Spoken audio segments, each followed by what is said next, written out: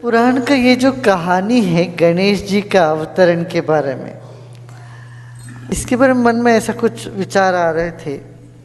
कहानी ये है कि पार्वती नहाने गई। पार्वती ने अपने शरीर का मैल को निकाल करके उसमें एक पुतला बनाया, उसको जान दे दिया, पुत्र बना लिया।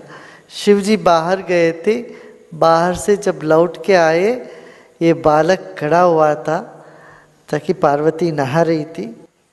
तो ये बालक ने रोका शिव जी को, ताकि पहचानता नहीं था कि पार्वती ने ही तो बनाए उनको।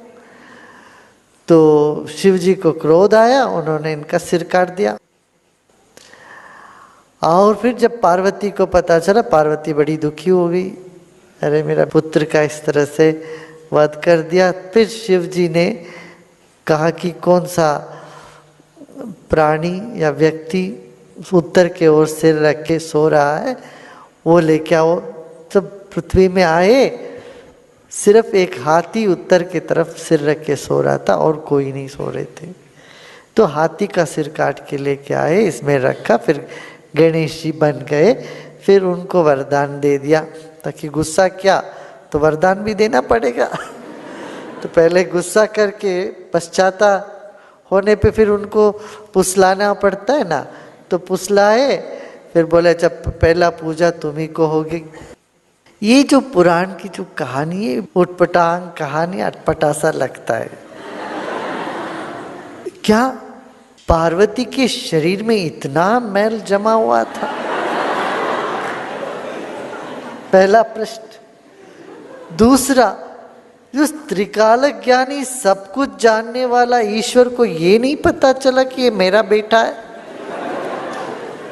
पार्वती का बेटा है। अच्छा, तीसरा प्रश्न ये कहते, अच्छा शिवजी इतना, उनमें इतना ये असहनशीलता थी क्या? किसी ने बोला तुम रुको अभी, तो उनको रोकने के लिए भी मना करे। इतना अहंकारी था सदाशिव, ताकि वो बच्चा है, वो कह रहा है रुको मैं अभी नहीं जाने दूंगा, तो उसका सिर काट दे।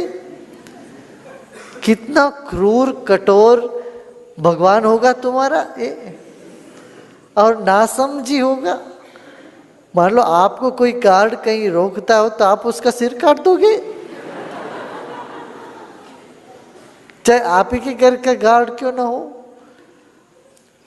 माने शिव इतना क्रोधी, असहनशील, अज्ञानी, और पार्वती इतना मैल डोलने वाली और अपने मैल से ये बच्चा बनाने वाली।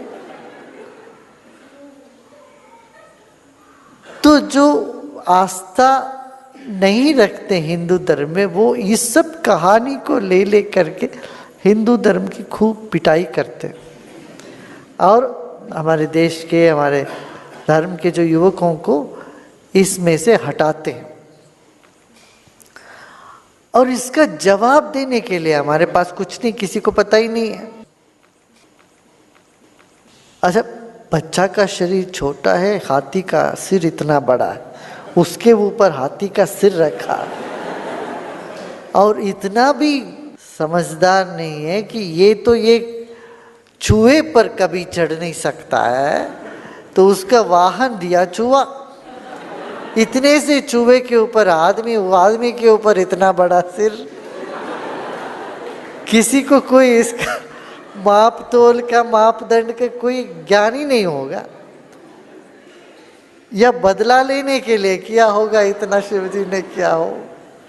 चूहा उनका वाहन यदि शिवजी ने दिया है तो कितना क्रूर कठोर होंगे तुम्हारे भगवान। भगवान कैसे कहोगे तुम्हारे इस तरह का जो जुल्म करने वालों को?